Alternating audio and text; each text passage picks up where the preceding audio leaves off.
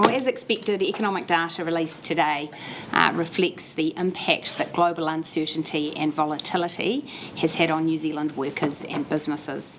The Stats NZ figures released today show that having increased 0.9% in the first 3 months of the year, GDP has now fallen back 0.9% in the second quarter of the year.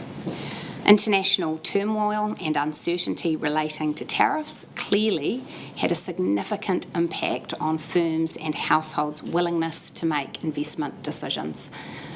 Economists will have a range of views. My view is that the Trump tariff announcement had an outsized effect on the New Zealand psyche and people's willingness to take the risk of greater investment. The second quarter of the year, which is what relates to the data we're discussing today, started the day before the United States tariffs were announced, and it does seem to have had a chilling effect here at home. The economy had been growing strongly in the previous 6 months, but suddenly had the stuffing knocked out of it. And I feel for all those people and businesses who have been affected, and I think this data reflects sentiment that was already widely understood on the ground. It is important to remember that this is backwards-looking data. We are now nearing the end of the third quarter, and there are signs that the economy is now growing again. People have recovered from the sentiment impact of the Trump tariffs to some extent.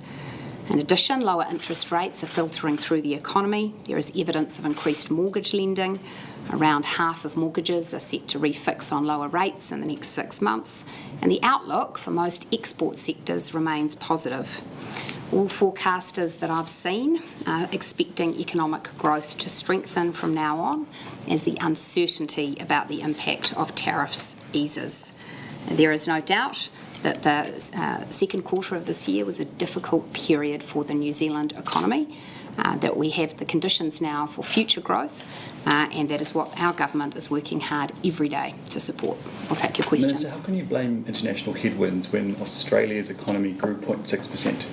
Yes, well, it is the case that some other economies contracted in the second quarter. Germany, Canada, Finland are examples. However, it seems to me that the Trump tariff announcement did have an outsized impact on New Zealanders' willingness to invest and grow after a period of difficult recovery. 1 in 4 jobs in New Zealand depend on exports. We're a small, isolated country at the bottom of the world. When the world sneezes, we feel it hard, and I think the sense of uncertainty about what the Trump tariff regime would mean, not only for our exporters to the US, but for our exporters to China and other countries around the world, was felt very keenly. We were just coming into recovery. We'd had 6 months of growth, and I think people were remaining cautious, and this gave them a real reason to step back and stop taking risks. The opportunity now that we have more certainty and clarity about where the tariff regime is for people to dust off those investment plans and start growing again. Has today's print caused you to change any of your economic policy or economic strategy going forward? Well, what I'd note is that government expenditure isn't a factor here. In fact, our government expenditure was mildly stimulatory last year, and what you can see in the data today, in particular, I'll take you through some of it, is that government expenditure is up year on year, and particularly in a number of categories. Overall, we are borrowing right now as a government to support investment in the New Zealand economy. So no fiscal stimulus in light of this? Well, we are already stimulating the economy by definition, because we are borrowing billions in order to keep investing in the infrastructure we think is essential for growth, to continue investing in a range of government services. We are seeing some positive signs in our economy. The current account deficit has shifted.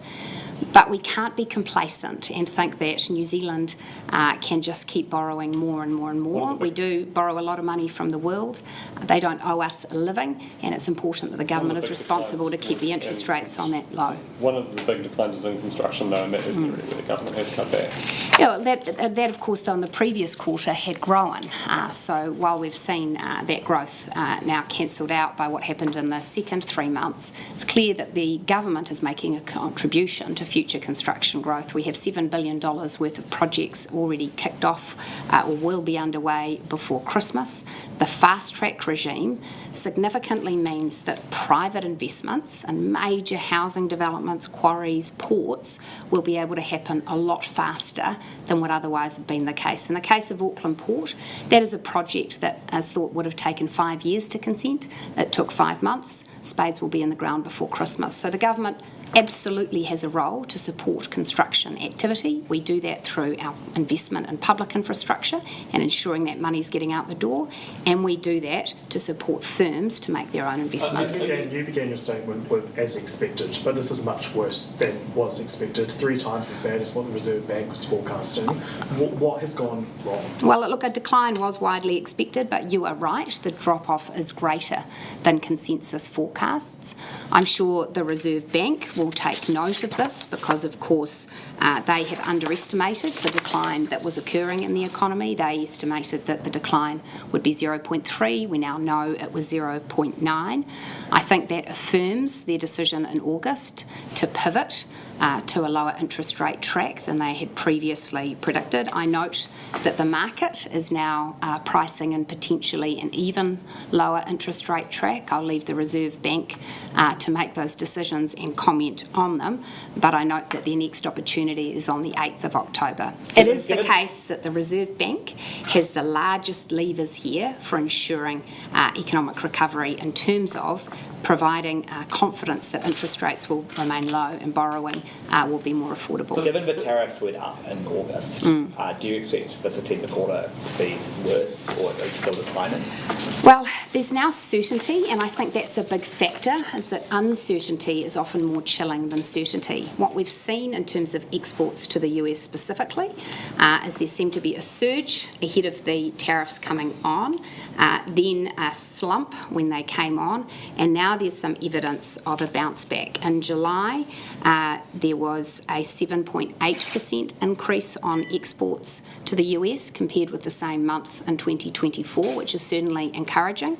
Across the board, across that same period, non-US exports grew 10.8%. So what we are seeing is export growth is continuing, and I think that now that people understand what that US market looks like for them, they're able to make investment decisions and have a plan for their exports. So in your mind, is it essentially all in the sentiment rather than the tariffs themselves? I believe that there was a very big impact to the New Zealand psyche when the US tariffs were announced. People saw massive uncertainty, huge market volatility globally, a significant range of scenarios for how bad the downside implications could be for our small, isolated trading nation. And having just come through 6 months of recovery, many firms said, this isn't the time to dust off my investment plans. This isn't the time to expand my workforce. Let me wait and see. And once I know what the ground looks like, then I can make my growth plans. And certainly, as I said, that is what the data tends to back up, that we saw investment slumped in that second 3 months of the year. There's now signs that it's returning. It's positive, of course, that retail spending is up and it's above what was being forecast. That suggests that consumers are starting to feel the impact of lower interest rates in particular. At the start of the period of uncertainty with tariffs, you suggested that you were staying the course. Mm-hmm. Is that still your view, even though staying the course, has, I won't pass judgment on whether it's the wrong or the right idea, but that has seen the economy decline? Well, we thought it was very important that in a time of uncertainty globally, factors outside our control, that the government provides certainty. And our certainty is important for a couple of reasons. First, because we know that lower interest rates are needed to stimulate economic recovery. If the government sends uncertain signals about its fiscal intentions, that can lead to a hold-off on interest rate reductions, which we believe would have been very harmful for the New Zealand economy. We also think it's important that that New Zealanders understand that while of course the US tariff rates are a setback, we should still have confidence in the overall picture ahead of us, which is wide global demand for the products and services that we produce, a stable base of stable inflation, of stable interest rates, and a government that is firmly on the side of business investment and growth. And that is demonstrated by our actions, whether that's the investment boost tax policy, which gives a clear nudge to businesses that investment will be rewarded through our tax system, whether that's our steps across the board to reduce the regulatory burden, not least in that building consent and resource consent area, which is essential to speeding up construction across our economy. Our openness to overseas investment and trade and our willingness to build on the constellation of trading relationships we have around the world, our focus on the government's role in directing research, science and technology, and our critical role in not only planning infrastructure, but delivering it efficiently and at pace. Those are still the right things to be doing. So you're still of the view that, fiscal policy should remain quite stable through different points of the economic cycle, and monetary policy should be used to, smooth the edges? Well, monetary policy plays the most important role at this point in the cycle. It's also the case, however, and I just highlight this because, frankly, it doesn't come through in your reporting. The government is borrowing at very high levels right now. We are running an annualised deficit bigger than many countries we compare ourselves with around the world, and that is consciously. We are choosing as a government to invest more in infrastructure and spend more on government services than we are making up for in terms of the tax we take from New Zealanders. And the reason we're doing that is that we think that that is necessary to not only support economic activity right now, but to drive future growth. We think it would be the wrong thing to do to suddenly get rid of that deficit and have a situation where services to New Zealanders were reduced or where investment in infrastructure had to be curtailed. At each of our budgets, we have added more spending to infrastructure, more spending for health, more spending for education, and that is despite having been left with a mountain of debt. Do you believe that New Zealand is heading towards slipping back into recession? For that to occur, that we would have to see negative growth in the second quarter of this year. That's the period we're in right now.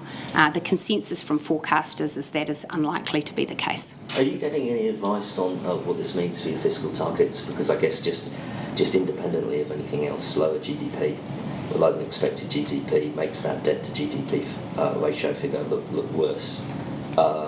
Is that a concern?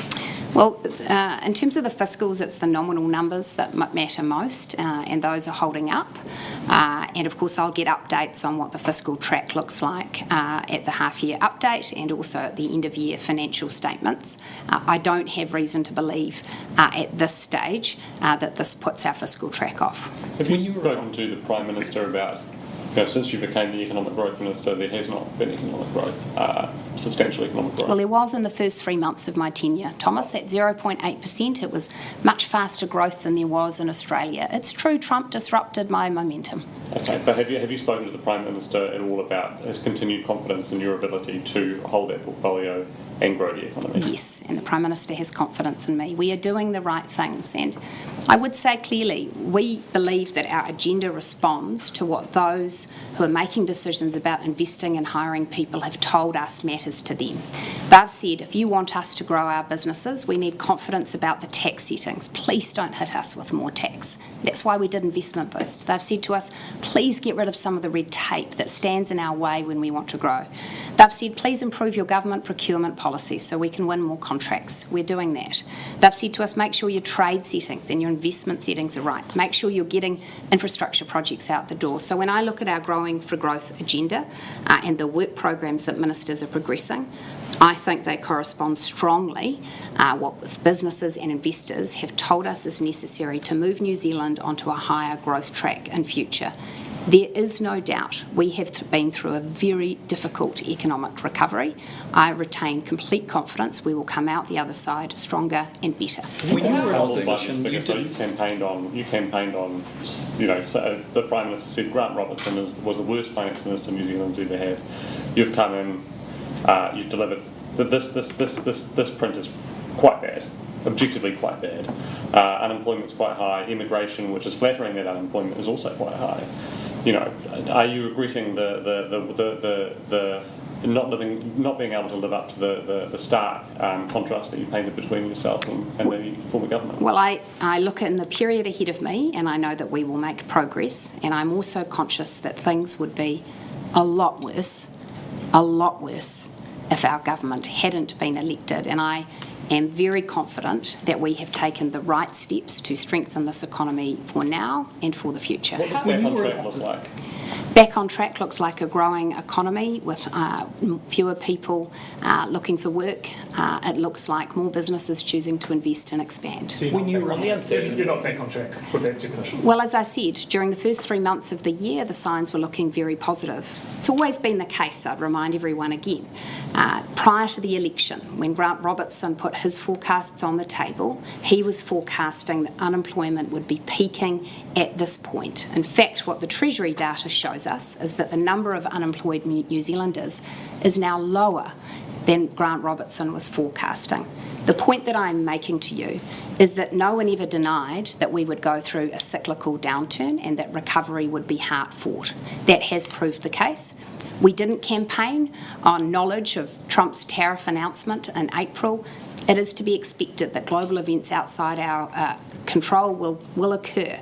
What we are responsible for is taking the policy actions we campaigned on and ensuring that we are controlling and taking responsibility for the things that lie within our power, and I believe our record shows that. You didn't accept the previous government pointing to international factors when you were in opposition, so why should the public now accept Well, the clear argument I had with the previous finance minister, and which I stand by, was that he said that outsized inflation was simply the result of international factors.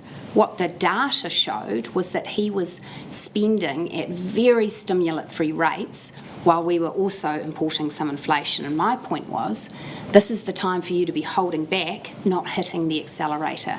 He made it much harder for the Reserve Bank by spending at very elevated levels when it was trying to get inflation under control. So I do stand by my analysis that the last finance minister did the wrong things at the wrong time. And partly that is why this recovery is more challenging than it might otherwise have been, because the last government chose to spend so excessively at the wrong point in the cycle that it has made our economic cycle more volatile and more difficult than it has been in some other countries. On the uncertainty point, you were saying we've got certainty now about the tariffs, but Donald Trump's still in the White House. There's an election in New Zealand next year, which on current polling you'll lose. Can you really tell people to invest now because things are certain now? Well, on the latter point, the most important thing for certainty is not to elect an alternative government whose proposal is to tax more, borrow more, and make things harder for business. I think New Zealanders want to see this as a recovering, stronger economy. The last thing we should be doing is scaring off the talent, the capital, the entrepreneurs we need to drive that recovery. If we want more rocket labs, more zeros, more successful world-leading food producers, what we shouldn't do is threaten them with more taxes, fiscal instability, poor economic management. What we need to do is stay the course with sensible economic management that sets the foundation for growth. On the substance of my question, though, is the uncertainty really over? If that's the picture right now. Donald Trump's in the White House, the midterms are until November. There's been an election in New Zealand by then. Well, I think you are right to point out that a degree of global uncertainty will persist, and you are seeing international forecasters downgrading their assumptions of international growth over the coming months. But things are a lot more certain now than they were when Trump first announced his tariffs. You'll recall back in April, there was talk of an ongoing escalating trade war between China and the US. There was talk of tariff rates as high as 50% for many countries around the world. A lot of that has not transpired, and in New Zealand's case, we've been given certainty that our exporters face a tariff rate of 15%. While unwelcome, they now know what that is, and they can make decisions about how to work with that. But just back to Zane's first question, what is it about Australia that they're able to get GDP growth growth is 0.6%, but ours has shrunk by 0.9%. What is Australia doing right that we're doing wrong? Well, in the first quarter of this year, we grew much faster than Australia. So you're just taking one quarter and comparing our growth rate there. I'd also point you to the first quarter of the year. Tariffs, Minister, which you have directly said is the result of the decline in this quarter. So I'm only comparing those two. Yeah, well, look, I think that's a fair question. And as I said at the beginning, my sense is that the tariff announcement had an outsized impact on New Zealand sentiment. It appears to me that Australian firms and households retained higher levels of confidence through that period than ours did. And the data backs me up. You saw a big sentiment shift happen after Liberation Day in New Zealand, with business and household confidence taking a dramatic slump. I think I'd also reflect that New Zealanders had been through a particularly difficult recovery. Many of them, as we'd seen in the previous 6 months, were beginning to grow and beginning to move forward positively, but it was a big blow at a time when they were only just recovering. In terms of your answer to Russell's question, if you had more fiscal space, if you were bequeathed more fiscal space by the previous government, would you, looking at these numbers today, be acting differently? Well, it's simply the fact that right now one of the biggest items of government expenditure is the interest bill we're paying on Grant Robertson's debt. It's currently $9.5 billion a year. To put that in context, that's enough to pay for 4 transmission gullies. That's enough to pay for the entire Defence Force budget. So it is the case that if debt were lower, then obviously that interest bill would be lower. And if the debt were lower, if the deficit was smaller, and this GDP print landed on your desk today, how would you act? Well, I still think that our fiscal path is the right one, which we have said this is not a time for drastic action, but we do need to consolidate our finances. We have forecast a track that gets us back to surplus in the 28-29 year. That's some time away because we want to do this gradually and carefully. But I remain of the conviction, and I believe New Zealanders share this view with me, which is this can't be a country that borrows in perpetuity. We need to have the reserves for a rainy day so that, God forbid, if there is another large earthquake, there is a biosecurity incursion, there is another pandemic, then we can afford to borrow from the world to keep our services going. And as it is, our debt is the highest it has been in many, many years. It is forecast to keep growing, and any finance minister sitting in my chair has a responsibility to get those books back in balance. In terms of the outsized response to the tariffs, I mean, isn't it part of your job to kind of manage those expectations from the markets? Well, I'm not responsible for the individual business decisions that firms make, and I philosophically believe that businesses have to make the decisions they think are in their best interests. I can encourage them to invest, but ultimately I can understand why, if you are, for example, a manufacturer and you're looking at a world in which you don't know what's happening with tariffs, what tariff rate you'll face, you might at that point choose this isn't the time to be expanding. But they now can see clearly there's a lower interest rate track. We know what the tariff regime looks like. Certainly what we're hearing from exporters who are affected by that US tariff rate is that they do feel they can accommodate it in a range of ways, and that they can continue to grow their exports into that market. Do you think the Prime Minister gives New Zealanders confidence about the country's economic management? Yes, I do, because all you have to do is look at the alternative. Chris Hipkins couldn't even tell you how much we were spending servicing our debt. Chris Hipkins has reached for one of two things every time he's asked for an economic policy. The first is he says borrow more. The second is he says spend more. New Zealand has experienced that for 6 years. And actually, if that was some magic recipe for a stronger economy, then why did we have some of the highest inflation we've had in a generation, interest rates soaring, huge negative effects across our economy? New Zealanders saw the debt that was accumulated, that almost doubled as a proportion of GDP, around $100 billion worth of debt, and they asked themselves, well, what do we have to show for that? Because there was certainly no Auckland Light Rail at the end of it. There were no major infrastructure projects. There had been no transformational change. A lot of that money, unfortunately, was frittered away. That is the habit of Labour-led governments. We are a government that says, actually, we will invest in the things that matter to you, school services, health services, more police on our streets. But equally, we need to treat your money with respect, because if we just keep borrowing and frittering away, it's your kids and grandkids that will pay the highest price, and overall, our economy will be less stable, more fragile, weaker in the years to come. Is reducing debt to GDP as high up on your priority list as it was, say, a year and a half ago? Well, I do think it's important that New Zealand have a buffer so that should the worst happen, we're in a position where we can confidently borrow from global markets. So, when you first came in, that was a big priority, getting it to below 40%, and of course it's due to keep rising before dropping off. Is that still a goal? Like, I know you have to trade off so many different factors, you want to grow the economy, all these things, but how high up on your priority list is that debt to GDP reduction? Well, as I've said before, the key thing is actually getting our spending and our borrowing in order on an annual basis, which we do by getting back to surplus. The reason back to surplus matters is that it indicates that we've got ourselves onto an even keel where we're not spending more than we earn. And that, of course, is the prerequisite for debt reduction. The other critical factor that we remain focused on is economies a better place to manage their debt, to invest in public services and public infrastructure when they grow faster. Because the simple fact is, when businesses are doing better, the government collects more revenue and is better able to invest that in the things that New Zealanders care about. So that commitment to getting balanced books, to getting a growing economy is as strong as it ever was. Isn't part of the problem, though, like if we're talking about growth and we look at construction, for example, I've heard that part of the problem is that demand for residential properties has dropped because there isn't as much growth in population. So how do you fix that problem? Well, in terms of that population factor, there's some evidence that the migration levels are now levelling off, and we would expect to see more recovery, and certainly the government has taken steps to ensure that whether it's investor migrants, business migrants, highly skilled migrants, that we have the right settings to attract them. It's also the case that the housing market pretty closely follows interest rates, and we know that as interest rates drop, New Zealanders become more confident about borrowing for a mortgage, and the data is starting to show that. They become more confident about buying a larger house or entering the housing market for the first time. We have the greatest proportion of first home buyers in the market than we've had in several years, and that tells me that confidence in that housing market will recover.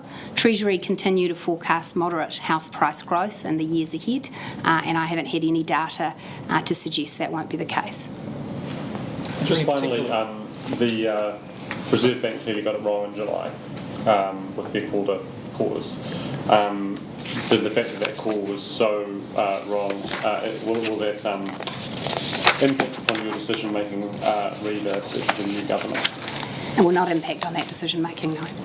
Are there any particular sectors you can point to that you think overreacted specifically to the Trump tariffs? Well, look, just overall the data shows that there was a significant drop-off in investment.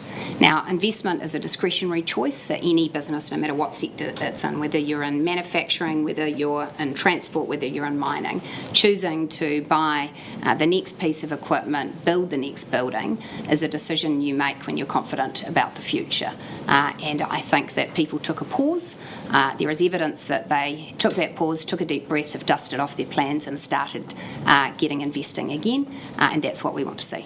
The Prime Minister at the start of the year gave a speech talking about, this year being the year of growth, going for growth. How do you think that's panning out at the moment? Well, I think we mustn't forget that in the first 3 months of the year we grew around twice the rate that Treasury had forecast, many times faster than Australia did.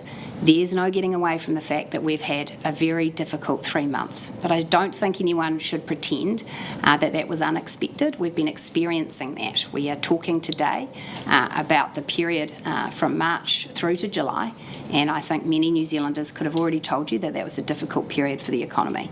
The question isn't, was it difficult? The question is, what do we do to ensure that we grow faster in future? And I look at the activity our ministers are doing across the board, and we are, wherever possible, cutting red tape, speeding things up, ensuring we're investing in the things that support growth. And we need to continue doing that. This is not the time to change course. Thank you.